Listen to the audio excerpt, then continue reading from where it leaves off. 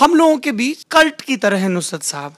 कुछ लोगों के लिए नुसरत साहब 4 पैक के बाद खुलते हैं, है ना, कुछ के लिए तब खुलते हैं जब उनका ब्रेकअप या मेकअप हो जाता है। सबके अलग अलग नुसरत हैं, और आप उन खुशनसीबों में से एक हैं जो उनसे मिले और उनसे कुछ सीखने का भी। वो बताइए, क्या मुलाकात, क्या बात।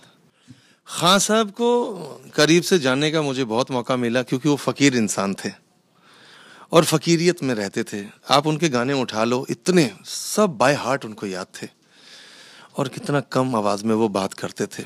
उनकी आंखों को अगर आप पढ़ो तो आपको लगेगा पूरा समुद्र डूबा पड़ा है। मेरी खुशनसीबी यही रही उनके साथ में कि उनकी पोइट्री, उनके विचार मैंने कुछ साझा किए, क्योंकि मेरे गुरुजी जो हैं भूरे खां साहब, वर्ल्ड के बड़े बड़े दिग्गज लोग भी आ जाए ना, और खां साहब को याद ज़रूर करते हैं, भूरे खां साहब को, कि खां साहब आओ, आप ज़रा हारमोनियम बजाओ। इतने बड़े उस्ताद मेरे। कहाँ रहते थे भूरे खां साहब? यहाँ बॉम्बे। बॉम्बे में। अभी बुजुर्ग हो गए, अभी तो बात भी नहीं कर पाते, हाथ भी नहीं चलता, एज हो गई है। प्रे करता हूँ मालिक मेरे भगवान को ठीक कर दे। तो खां साहब से ये सारी चीज़ें मिली कि आप अपनी पोइट्री को फिलॉसफी के रूप में कितना देखते हो, वही आपकी किताब है।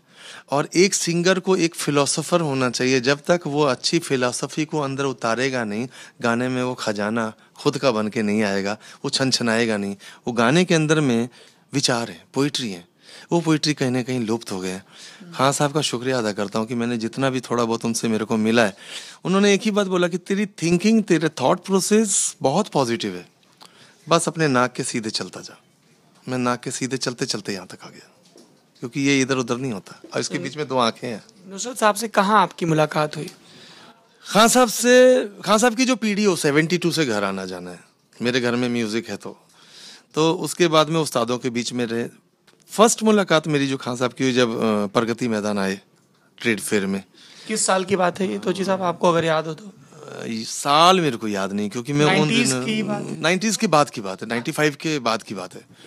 और उस टाइम मैं खुद ही अपने आप को ढूंढ रहा था घर बार छोड़ करके, तो कुछ याद नहीं। लेकिन खुशनसीब वो पहला मुलाकात, और प्रगति मैदान में पैसे भी नहीं थे, तबला लेके पहुंच गया था कि खान साहब को चाहिए। ऐसे ऐसे हम लोग प्रोग्राम देखा करते थे बगैर पैसे के, बहुत बड़े बड़े कि पीछे तबला, हाँ पैसे नहीं है, अरे नहीं जा सकते, ठीक है मैं जा रहा हूँ, प्रोग्राम ही नहीं होगा, आइए। अच्छा, तो ये सब फंडामेंटल हमने बहुत किया। मैंने बहुत कुछ किया। जाकिर भाई का शो कमानी में, जाने नहीं दे रहे, मैं क्या ठीक है मैं जा रहा हूँ। जाकिर भाई का तबला फट गया, अब वो बजाएंगे कैसे, अरे आइए। तो ये सब पंगे हमने बचपन में बहुत प्रोग्राम फ्री में देखे, लेकिन सुरीले देखे जो कानों को अच्छा लगे। और आज अगर मैं वो एक्सप्लेन कर रहा हूँ, उन सब बातों को मैं कैसे एक्सप्लेन करूँ, वो तो बेचारे चले गए, लेकिन उनकी पोइट्री, उनकी आंखों को, उनकी बॉडी लैंग्वेज को, उनकी गायकी को, उनके थॉट प्रोसेस को देखता हूँ। जब वो गाना गाते हैं, उन गाने से उनके पूरे खानदान को देखता हूँ मैं, क्योंकि पटियाले घराने से हूँ, पटियाला घराना उनका था। और यही जीवन है जो गुरुओं से इतना सा भी मिला है, तो मैं सोचता हूँ कि इतने में से मैं इतना बनाऊँ। उन्होंने मुझे बहुत कुछ दे दिया है।